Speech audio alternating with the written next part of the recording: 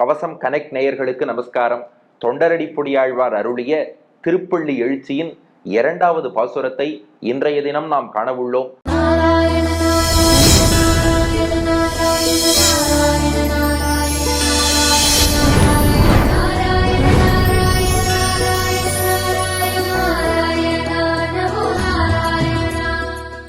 மனத்திரையில் அப்படியே காட்சி. ஸ்ரீரங்கத்துல உபய காவிரி மத்தியில் வண்டினம் முரலும் சோலை, மயிலினமாலும் சோலை, கொண்டல் மீதனவும் சோலை, குயிலினம் கூவும் சோலை, அண்டர்கோன் அமரும் சோலை.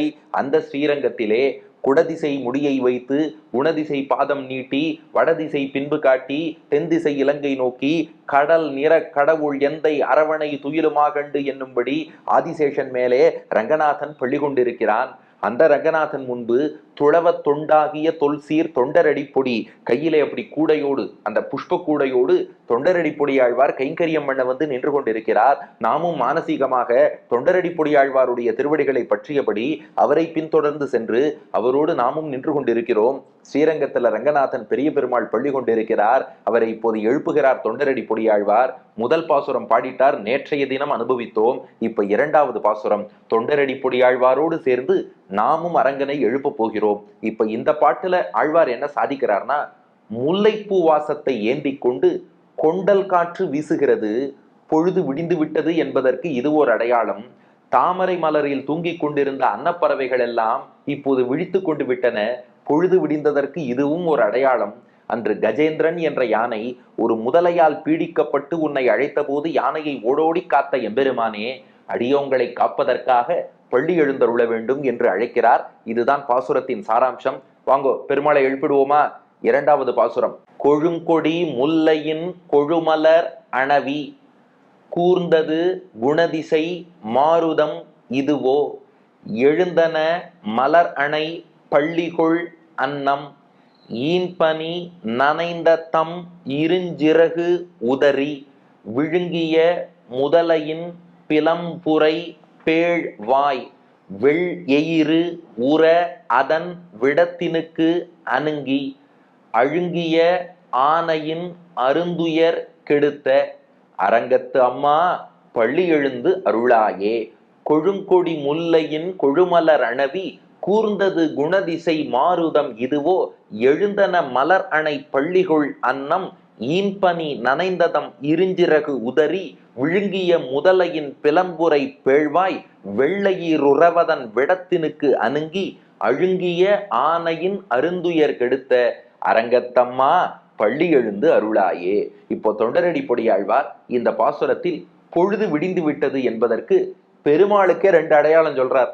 முதல் அடையாளம் என்னன்னா, கொண்டல் காற்று வீசுகிறது, கொழுங்கொடி முல்லையின் கொழுமலர் அணவி கூர்ந்தது குணதிசை மாருதம் இதுவோ. அந்த காற்று எப்படி வீசறதா? கொழுங்கொடி முல்லையின், கொழும் கொடி அப்படின்னா செழுமை மிக்க கொடி. என்ன கொடினா கொழுங்கொடி முல்லையின். அப்ப இதை எப்படி புரிஞ்சுக்கணும்னா, கொழும் முல்லை கொடின்னு புரிஞ்சுக்கணும். அதாவது கொழுங்கொடி முல்லைன்னு அது கவிநயத்துக்காக ஆகி இருக்கிறது. அப்போ ஒரு முல்லை கொடி, அந்த முல்லை கொடி எப்படி இருக்குன்னா கொழும் கொடி, செழுமை மிக்க. இங்க கொழுமை என்பது செழுமையை குறிக்கிறது. அப்போ கொழுங்கொடி முல்லையின் என்றால் செழுமை மிக்க முல்லை கொடியின் கொழுமலர் அணுவி. அந்த முல்லை கொடியிலே கொழுமலர், மலர் மலர்ந்திருக்கான், முல்லைப்பூ. அந்த முல்லை மலர் எப்படி இருக்குன்னா கொழுமலர். இங்க கொழுனா அழகியன்னு அர்த்தம். அப்போ ஒரே வரியில 2 கொழு இருக்கு. கொழுங்கொடி என்னும் போது செழுமையான கொடின்னு அர்த்தம், கொழுமலர் என்னும் போது அழகான மலர்னு அர்த்தம். அப்போ கொழுங்கொடி முல்லையின் கொழுமலர், செழிப்பான முல்லை கொடியிலே பூத்திருக்கக்கூடிய அழகான முல்லை மலர். அந்த முல்லை மலரை அணவி, அணவினா அப்படியே தடவிக்கொண்டு அப்படியே வருடி கொண்டு, காற்று என்ன பண்றதா முல்லை மலர் மேலே மொய்க்கும் வண்டு போல என்னும்படி வண்டு பூவை மொய்ப்பது போல அப்படியே காற்று வீசுகிறதா. இந்த முல்லை கொடியில முல்லை பூ மலர்ந்திருக்கு. காற்று அந்த முல்லை மலரை அணைத்து வருடி அப்படி தடவி கொடுத்துட்டு காற்று வரதான். அதான் கொழுங்கொடி முல்லையின் கொழுமலர் அணவி. அந்த பூவை அப்படியே அணைத்து கொண்டு கூர்ந்தது. கூர்ந்தது என்றால் மிகுதியாக வீசியது. எது வீசியது? குணதிசை மாருதம். குணதிசைனா கிழக்கு திசை, மாருதம்னா காற்று. குணதிசை மாருதம்னா கிழக்கிருந்து வீசக்கூடிய கொண்டல் காற்றுன்னு அர்த்தம். அதாவது தமிழ் எவ்வளவு அழகான மொழினா, ஒவ்வொரு திசையிலிருந்தும் வீசக்கூடிய காற்றுக்கு ஒவ்வொரு பேர் உண்டு. கிழக்கேந்து காத்து வீசினா கொண்டல் காற்று, மேற்கேந்து காற்று வீசினா கோடை காற்று, வடக்கேந்து காற்று வீசினா வாடை காற்று, தெற்கேந்து வீசினா தென்றல் காற்று. அப்போ கிழக்கு கொண்டல், மேற்கு கோடை, வடக்கு வாடை, தெற்கு தென்றல். இப்ப என்ன காற்று வீசுறது?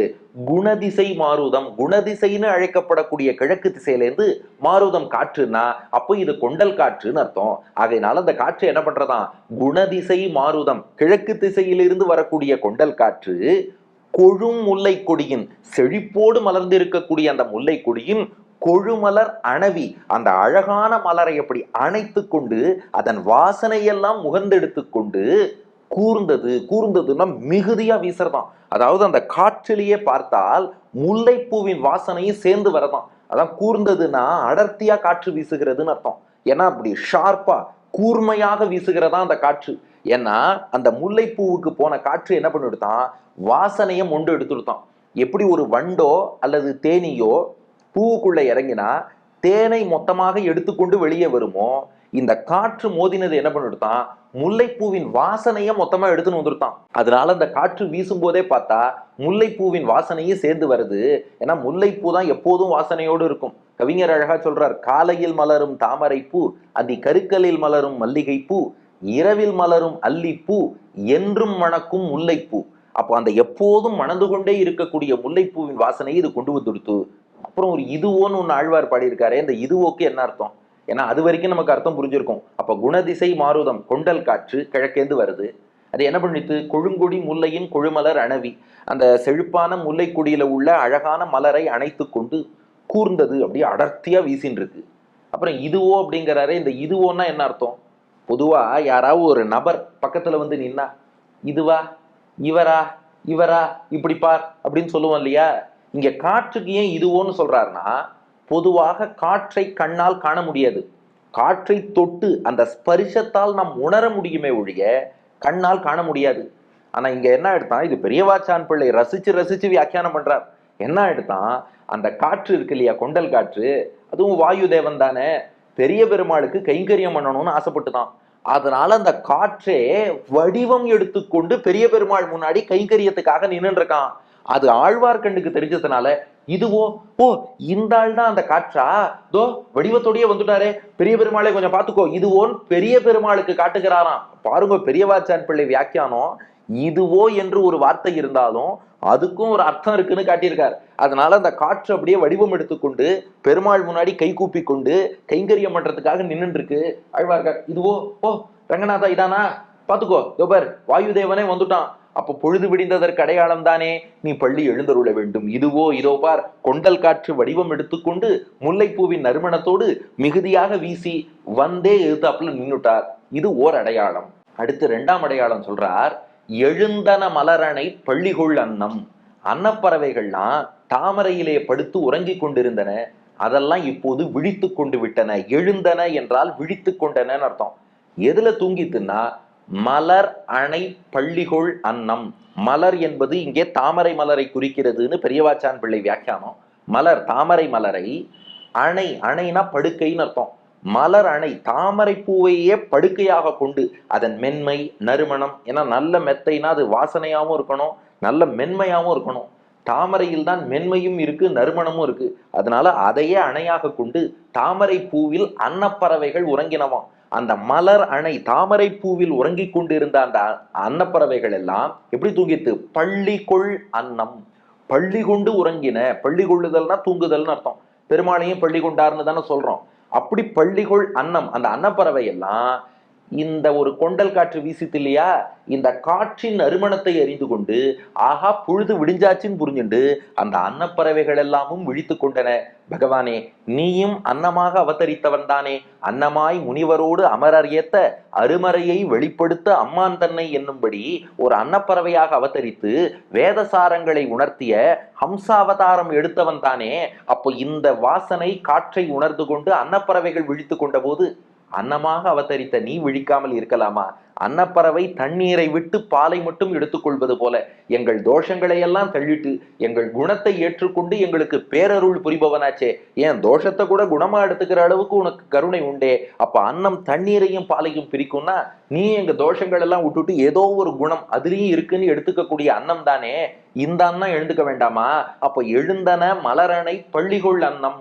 அந்த சாமானிய புஷ்பங்களிலே தாமரையிலே உறங்கிக் கொண்டிருந்த அந்த அன்னங்கள் எல்லாம் இப்போது விழித்து கொண்டன. ஆனா ஒரு கேள்வி கேட்டார் பெரியவாச்சான் பிள்ளை. மலரணை தூங்கிய அன்னம்னு பாடியிருக்கலாம், மலரணை உறங்கிய அன்னம்னு பாடியிருக்கலாம். ஆழ்வார் என்னடானா மலரணை பள்ளிகொள் அன்னம்னு பாடியிருக்கார். இந்த பள்ளி கொள்றதுங்கிற வார்த்தை பெருமாளுக்கு தானே சொல்லுவோம், அன்னப்பறவைக்கு சொல்லலாமான்னா அதுக்கு பெரியவாச்சான் பிள்ளை வியாக்கியானம் பண்றார். ஸ்ரீரங்கத்துல உள்ள அன்னப்பறவை எல்லாம் வெறும் அன்னப்பறவைன்னு யார் சொன்னா? பெருமாளுக்கு கைங்கரியம் பண்ணணும்னு ஆசைப்பட்டு ஸ்ரீரங்கத்திலே மிருகங்களாக பறவைகளாக நித்திய சூரிகள் வைகுண்டத்தில் உள்ள பெருமாளின் அணுக்க தொண்டர்கள் அவள்லாம் ஸ்ரீரங்கத்துல வெவ்வேறு மிருகம் பறவை வடிவத்துல இருந்துட்டு பெருமாளை அனுபவிச்சுன்னு கைங்கரியம் பண்ணிட்டு இருப்பா. அதனாலதான் அந்த அடியார்களை மரியாதையாக சொல்ல வேண்டும் என்று எழுந்தன மலரணை பள்ளிகொள் அன்னம். அந்த தாமரை பூ என்னும் மெத்தையிலே உறங்கிக் கொண்டிருந்த அன்னப்பறவைகள் எல்லாம் இப்போது விழித்து கொண்டன. விழித்து கொள்ளும் போது எப்படி விழித்துக் கொள்கிறது என்றால், ஈன்பனி நனைந்ததம் இருஞ்சிறகு உதறி. ஈன்பனினா பொழிகின்ற பனின்னு அர்த்தம். ஈன்பனி அந்த பொழிகின்ற பனி, காலை வேளையில அந்த டியூ பனி பொழிய, ஈன்பனி நனைந்த அந்த பனியினாலே நனைந்து போய் இருக்கக்கூடிய தங்களுடைய இரும் சிறகு. இரும் சிறகுனா பெரிய சிறகுன்னு அர்த்தம். அது எவ்வளவு பெரிய சிறகுன்னா பெரியவாச்சான் பிள்ளை வியாக்கியானம் பண்றார். ஆண் பறவை என்ன பண்ணுமா, அந்த சிறகால பெண் பறவையை அணைத்தபடி பள்ளி கொள்ளுமா. ஏன்னா பெண் பறவைக்கு பனி ஒத்துக்காது. அதனால ஒரு கணவன் மனைவியை எப்படி நன்றாக பார்த்து கொள்வாரோ அது போல இந்த ஆண் அன்னப்பறவையானது பெண் அன்னப்பறவை, அந்த பேடைன்னு சொல்லுவா, அந்த பேடையை தன் பெரிய ரெக்கையால அணைச்சுட்டு இருக்கான். அந்த இருஞ்சிறகு இப்ப கார்த்தால முழிச்சுட்டு இல்லையா, அந்த ரெக்கை முழுக்க என்ன இருக்கும்? பனி. ஏன்னா அது பெண் பறவை மீது படாமல் அணைச்சுட்டு, ஆண் பறவை ரெக்கையில தானே எல்லா பனியும் விழுந்திருக்கும். அந்த ஈன் பனி நனைந்த, அந்த ஈன்ற பொழிந்த பனியாலே நனைந்திருக்கக்கூடிய தம் இருஞ்சிறகு பெரிய சிறகை உதறி அப்படி உதறதான். உதற உதற அதிலே படிந்திருக்கும் பனியெல்லாம் அப்படியே கீழே விழுகிறது. எவ்வளவு அழகா இயற்கை காட்சி வர்ணிச்சிருக்கார் பாருங்க தொண்டரடி பொடியாழ்வார். ஈன்பனி நனைந்ததம் இருஞ்சிறகு உதறி, அப்படி பனி படர்ந்து இருக்கக்கூடிய தன்னுடைய சிறகை உதிர்த்து பனியெல்லாம் கீழே உதிரும்படியாக பண்ணி அன்னப்பறவைகள் எல்லாம் விழித்து கொண்டன. இது பொழுது விடிந்ததற்கான 2வது அடையாளம். அப்போ பாசுரத்தின் முதல் பாதியில 2 அடையாளம் சொல்லிட்டார். அப்படியே முல்லைப்பூவின் வாசனையோடு கொண்டல் காற்று கிழக்கேந்து வீசுறது. 2 அன்னப்பறவைகள் எல்லாம் தாமரை படுக்கையில் இருந்து விழித்து கொண்டு விட்டன. இப்ப பெருமாளை பார்த்து சொல்றார், நீ விழித்து கொள்ள வேண்டியதுதான் இனி பாக்கி. பொழுது விடிஞ்சாச்சு, அவள்லாம் விழிச்சுட்டாச்சு, நீ விழித்து கொள்ள வேண்டாமா? எம்பெருமானே நீ எப்படிப்பட்டவன்னா கஜேந்திரன் என்ற யானையை காத்தவன். அந்த கஜேந்திரனை காத்தது போல் அடியோங்களையும் நீ காக்க வேண்டும்னு பிரார்த்திக்கிறார். அதுதான் பாசுரத்தின் 2வது பாதி. விழுங்கிய முதலையின் பிளம்புரை பேழ்வாய் வெள்ளையுறவதன் விடத்தினுக்கு அணுங்கி அழுங்கிய ஆனையின் அருந்துயர்கெடுத்த அரங்கத்து அம்மா. கஜேந்திர மோட்ச சரித்திரத்தை பாடுகிறார். விழுங்கிய முதலையின், அந்த கஜேந்திரனுக்கு என்னாச்சுன்னா விழுங்கிய முதலையின், அந்த முதலை கஜேந்திரனை விழுங்கி விட்டதுன்னார். அச்சோ, கஜேந்திர மோட்சத்தையே மாத்தி சொல்லிட்டாரே, முதல்ல எங்கேயாவது யானையை விழுங்குமா? ஏதோ ஒரு ஓரமா காலில் கவ்வித்து, அவ்வளவுதானே. விழுங்கிய முதலைன்னு பாடலாமான்னா அதுக்கு பெரியவாச்சான் பிள்ளை வியாக்கியானம் பண்ணார். குழந்தை கிணற்றுக்கு அருகில் போனாலே அச்சோ என் குழந்தை விழுந்து விட்டதுன்னு அம்மா கதறுவாளாம். இது ஒரு அம்மாவோட சைக்காலஜி என்ன? ஒரு குழந்தை கிணறு பக்கம் அப்படி லேசா போயிடுத்துன்னு வச்சுக்கோங்களேன், உடனே அம்மா ஐயோ என் குழந்தை கிணத்துலயே விழுந்துருத்து. அது அம்மா கூட பரவாயில்ல, இன்னும் ஆத்துல தாத்தா பாட்டி யாராவது இருந்தாருன்னா ஐயோ குழந்தைக்கு பெரிய காயமே ஏற்பட்டுருத்தும்பா, அந்த குழந்தைக்கு ஒண்ணுமே ஆயிருக்காது. ஆனா ஒரு கிணத்துக்கு பக்கத்துல குழந்தை போயிட்டாலே குழந்தை மேல பரிவு உள்ளவாளுக்கு ஐயோ ஆபத்துன்னு அவ முடிவு எடுத்துடுறா இல்லையா? அந்த தாய் ஒரு கை குழந்தை மேல எவ்வளவு பாசம் காட்டுவாளோ அந்த கஜேந்திரன்கிற குழந்தை மேல எம்பெருமான் அவ்வளவு அன்பு காட்டினா. அதனால லேசா முதலையோட பல்லு யானை மேல பட்டதுமே அச்சுச்சோ என் யானை கஜேந்திரனை முதல்ல விழுங்கிடுத்தேன்னு சொல்லி இவர் அரைகுலைய தலைகுலைய புறப்பட்டாராம். அதனாலதான் விழுங்கிய முதலையின் பெருமாளுடைய கண்ணோட்டத்தில் பார்க்கும்போது நமக்கு பக்தி அவ்வளவுதான், நமக்கு பரிவு அவ்வளவுதான், அதனால சும்மா கடிச்சதுன்னு சொல்லிட்டு இருக்கோம். பெருமாளுக்கு இருக்கும் பரிவுல அச்சுச்சோ விழுங்கிய முதலையின், அந்த முதலை விழுங்கி விட்டதே என்று யானையை காக்க புறப்பட்டான்.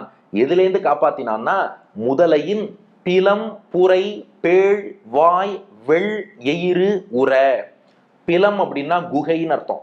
பிலம்புரை அப்படின்னா குகை போன்ற, வாய்னா மவுத் உங்களுக்கு தெரியும், பேழ் வாய்னா பெரிய வாயின்னு அர்த்தம். அப்போ பிலம் புரை பேழ் வாய் அப்படின்னா குகை போல் இருக்கக்கூடிய பேழ்வாய், பெரிய வாய். அந்த முதலைக்கு அவ்வளவு பெரிய வாயாம்.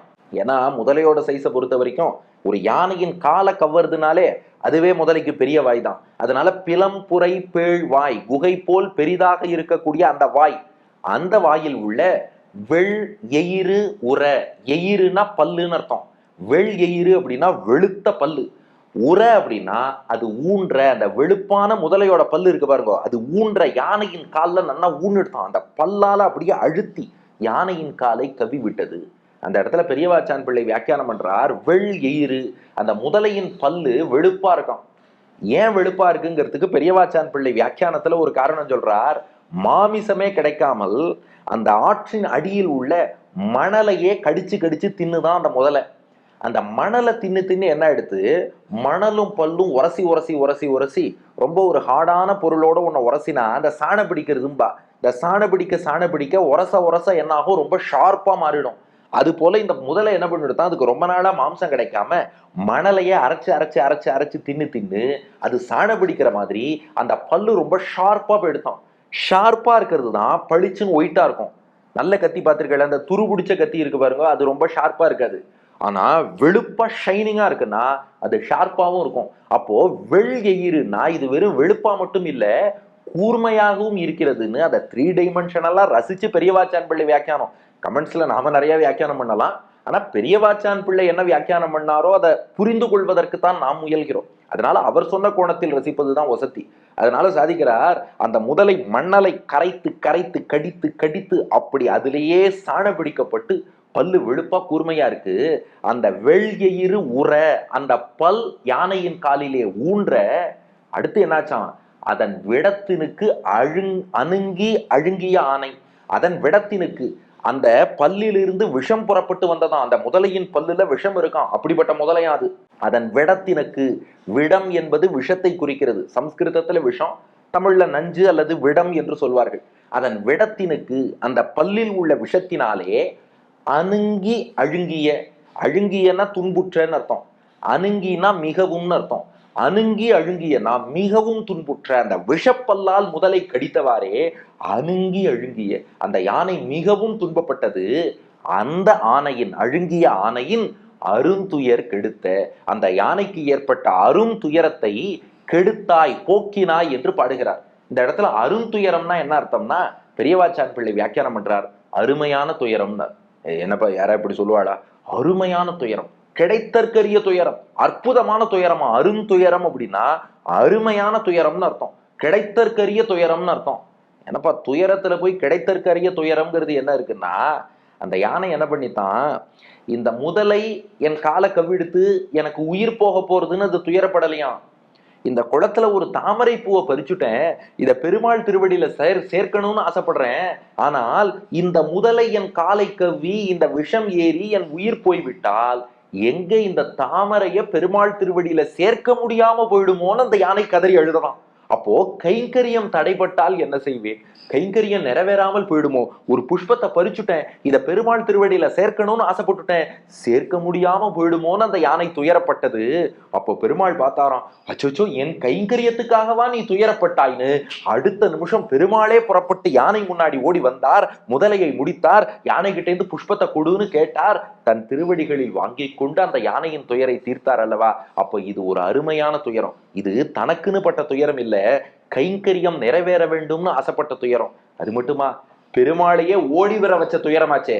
இந்த துயரப்பட்டா பெருமாளே அடுத்த நிமிஷம் ஓடோடி வந்துருவார்னா அப்ப அந்த துயரம் என்பது நாம விரும்பக்கூடியது தானே. கொஞ்சம் கஷ்டப்பட்டாலும் பரவாயில்லப்பா, அந்த கஷ்டத்துக்கு பெருமாளே நம்மளை தேடி வரார்னா அந்த கஷ்டம்ங்கிறது எவ்வளவு பெரிய பாக்கியம். அதனாலதான் அருந்துயர், பெருமாளே அந்த யானையை தேடி வரும்படியாக செய்த துயரம், அந்த அருந்துயரை கெடுத்த, அதன் துயரத்தை போக்கி, ஒபார் நான் எதிர்த்தாப்புல வந்துட்டேன்னு வந்து அந்த தாமரையும் திருவடியில் வாங்கி கொண்டாயே, அப்படி அருந்துயர் கெடுத்த அரங்கத்து அம்மா, அந்த கஜேந்திர வரதனாகிய நீதான் இப்போது திருவரங்கத்திலே அரங்கத்து அம்மா, ஸ்ரீரங்கத்துக்கு தலைவனாக ரங்கநாதனாக எழுந்தருளி இருக்கிறாய். அப்போ கஜேந்திர மோட்ச சரித்திரத்தை, ஏன்னா கார்த்தால கஜேந்திர மோட்சம் கேட்டா ரொம்ப விசேஷம்பா. அதனாலதான் பெருமாளுக்கு சுப்பிரபாதம் பாடும்போதும் அந்த கஜேந்திர மோட்ச சரித்திரத்தை நினைவு கூறுகிறார் தொண்டரடி பொடியாழ்வார். அப்போ அந்த கஜேந்திர மோட்சத்தை எப்படி அவர் சம்மரைஸ் பண்ணுகிறார் என்றால், விழுங்கிய முதலையின், அந்த முதலை லேசா யானையின் காலை பிடிச்சதுமே அச்சோ யானையே முதல்ல விழுங்கெடுத்துன்னு சொல்லி பதறிக்கொண்டு, பிலம் புரை பேழ் வாய் வெள் எயிறு உர, அதன் குகை போன்ற பெரிய வாயில் உள்ள வெளுப்பான கூர்மையான பல் யானையின் காலிலே ஊன்ற, அதன் விடத்தினுக்கு அழுங்கிய ஆனையின் அருந்துயர் கெடுத்த, அந்த பல்லிலிருந்து வந்த விஷத்தாலே மிகவும் வருந்திய அந்த யானை, அதனுடைய அரும் துயரம், கைங்கரியம் நிறைவேற வேண்டுமே, அது நிறைவேறாம போயிட்டா என்ன பண்ணுவேன்னு துடித்த அந்த துயரம், அதை கெடுத்த அந்த துயரத்தை போக்கி ஓடோடி வந்தாயே. இது அப்படின்னா துயரம் கூட வேண்டுவதுதான், துயரம் கூட விரும்புவதுதான். ஏன்னா பகவானை நம் முன்னே கொண்டு வந்து விடுகிறதே, அந்த துயரத்தையும் போக்கி அந்த கைங்கரியத்தை நிறைவேற்றி கொடுத்தாயே எம்பெருமானே, அதற்கு பேரானந்தத்தை கொடுத்தாயே, அந்த யானையை காத்தாயே. அப்படிப்பட்ட அரங்கத்தம்மா பள்ளி எழுந்தருளாயே. இப்போது நீ கண் வளர்ந்திருக்கும் நீ உன் கண்களை திறந்து எங்களை எல்லாம் கட்டாட்சிக்க வேண்டும். இங்க பெரியவாச்சான் பிள்ளை வியாக்கியானம் பண்ணார், ஒரு முதல பிடிச்சாதான் ஓடி வந்து காப்பாத்துவியா, 5 முதல பிடிச்சா காப்பாற்ற மாட்டியான்னு கேட்டாராம். அது என்ன 5 முதலைன்னா, அந்த கஜேந்திரன்கிற யானையை ஒரு முதலை குளத்துக்குள்ளே இழுத்தது, யானையால தப்பிக்க முடியல, பெருமாளை அழைத்தது, பெருமாள் வந்து யானையை காப்பாத்தி கரை சேர்த்துட்டார். இந்த ஜீவாத்மாவும் ஒரு வகையில் கஜேந்திரன் தான். நாம பிறவி பிணி உலகியல் வாழ்க்கை என்ற ஒரு பெரிய குளத்துல மாட்டின்னு இருக்கோம். அந்த யானையை ஒரு முதல தான் இழுத்துது. நம்மை ஐம்புலன்கள் என்னும் 5 முதலைகள், மெய் வாய் கண் மூக்கு செவி, ஐம்புலன்களாகிய 5 முதலைகளும் புடிச்சு உலகியல் வாழ்க்கைங்கிற குளத்துக்குள்ள தள்ள பாக்குறது. இந்த ஜீவாத்மாங்கிற யானை கஜேந்திரன் எவ்வளவுதான் ட்ரை பண்ணி தப்பிச்சு வரலான்னு பார்த்தாலும் நம்மளால தப்பிக்க முடியல. அங்க ஒரு முதலைன்னா இங்க 5 முதலை கஷ்டப்பட்டு மாட்டிட்டு தவிச்சுட்டு இருக்கோம். அப்ப நாமும் என்ன பண்றோம், எம்பெருமானைத்தான் அரங்கத்தம்மா பள்ளி எழுந்தருளாயே என்று அழைக்கிறோம். அப்ப கருட வாகனத்தில் வந்து அந்த ஒரு கஜேந்திரனை ஒரு முதலையில் இருந்து காப்பாற்றிய நீ என்ன பண்ணணும்னா, நாங்க எல்லோருமே கஜேந்திரர்கள் தான், ஒத்தொத்தரையும் மெய் வாய் கண் மூக்கு செவி என்ற 5 புலன்களாகிய 5 முதலைகளும் உலகியல் வாழ்க்கையிலே போட்டு அழுத்துகின்றன. அதுல இருந்து எங்கள் முயற்சியால் வெளிவர முடியாது, நீயே கத்தின்னு சரணாகதி பண்றோம்.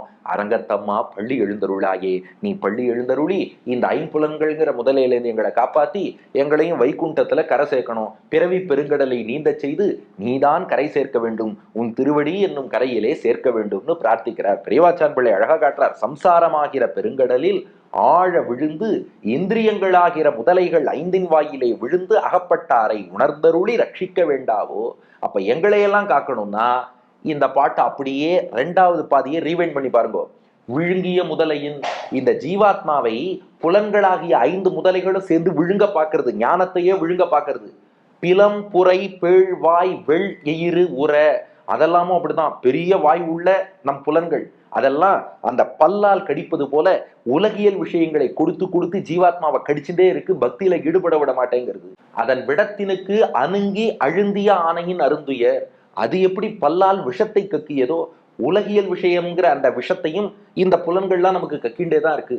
அப்ப ஆனையின் அருந்துயர், இந்த ஜீவாத்மாங்கிற யானையின் துயரத்தை தீர்க்கணும்னா அரங்கத்தம்மா பள்ளி எழுந்தருளாகிய என்று பிரார்த்திக்கிறார். அப்ப பாசுரம், கொழுங்கொடி முல்லையின் கொழுமலர் அணவி கூர்ந்தது குணதிசை மாருதம் இதுவோ, எழுந்தன மலரணை பள்ளிகொள் அன்னம் ஈன்பனி நனைந்ததம் இருஞ்சிற குதறி விழுங்கிய முதலையின் பிளம்புரை பேழ்வாய் வெள்ளையிர் உறவதன் விடத்தினுக்கு அணுங்கி அழுங்கிய ஆனையின் அருந்துயர் கெடுத்த அரங்கத்தம்மா பள்ளி எழுந்தருளாயே.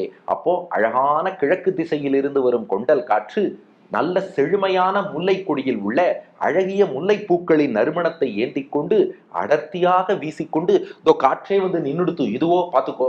இன்னொரு பக்கம் அன்னப்பறவைகள்லாம் தாமரை மலரிலே உறங்கி கொண்டிருந்தன. இப்போ இந்த காற்றடித்ததை உணர்ந்து கொண்டு அன்னப்பறவைகள் எல்லாம் விழித்து கொண்டன. அந்த அன்னப்பறவை ரெக்கைகள், பனிபடர்ந்த அந்த ரெக்கைகளை எல்லாம் உதறிவிட்டன.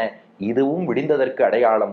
அன்றைக்கு அந்த முதலையால் பிடிக்கப்பட்ட கஜேந்திரன் என்ற யானை அதன் பெரிய வாயில் உள்ள வெள்ளை நிற பற்கள் அழுத்தி அதன் மீது விஷத்தை செலுத்த அதனால் துன்புற்ற யானையினுடைய அரும் துயரத்தை போக்கினாயே, அதுபோல் 5 புலன்கள் என்னும் முதலைகளாலே பிடிக்கப்பட்டு உலகியல் வாழ்க்கை என்னும் குளத்திலே கடலிலே துன்புற்று கொண்டிருக்கும் எங்கள் அத்தனை பேருடைய துயரத்தையும் போக்க ஸ்ரீரங்கநாதா அரங்கத்தம்மா பள்ளி எழுந்தருளாயே என்று கஜேந்திர மோட்சம் சொல்லி 2வது பாசுரத்தில் பெருமாளை துயில் எழுப்புகிறார் Thondaradi Podiyazhwar. English version, You can see the eastern wind carrying the fragrance of white jasmine The swans have woken up from their lotus bed, withering their dew-laden feathers. O the Lord, who removed the sorrow of the elephant Gajendra, which was swallowed by the crocodile, Lord of Srirangam, please wake up and bless us. இனி அடுத்த பாசுரம் என்ன சரித்திரம் சொல்லி எப்படி பெருமாளை எழுப்புகிறார்ங்கிறத அடுத்த பகுதியில் காண்போம். தொண்டரடி பொடியாழ்வார் திருவடிகளே சரணம். கொழுங்கொடி முல்லையின் கொழுமலரணவே ஊர்ந்தது குணதிசை மருதமிதுவோ. கொழுங்கொடி முல்லையின் கொழுமலரணவே ஊர்ந்தது குணதிசை மருதமிதுவோ. எழுந்தன மலரணை பள்ளி கொள்ளன்னம் ஈர்ப்பனி நனைத தமிருஞ்சிறகுதரே. எழுந்தன மலரணை பள்ளி கொள்ளன்னம் ஈர்ப்பனி நனைத தமிருஞ்சிறகுதரே.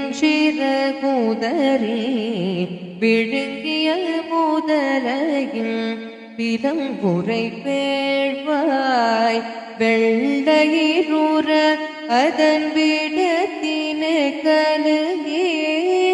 அழுங்கிய ஆனையில் அருந்துயர் கெடுத்த அரங்கதம்மா பள்ளி எழுந்தருளாயே. அழுங்கிய ஆனையில் அருந்துயர் கெடுத்த அரங்கதம்மா பள்ளி எழுந்தருளாயே.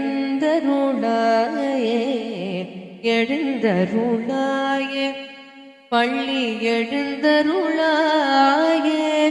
அரங்கதம்மா பள்ளி எழுந்தருளாயே.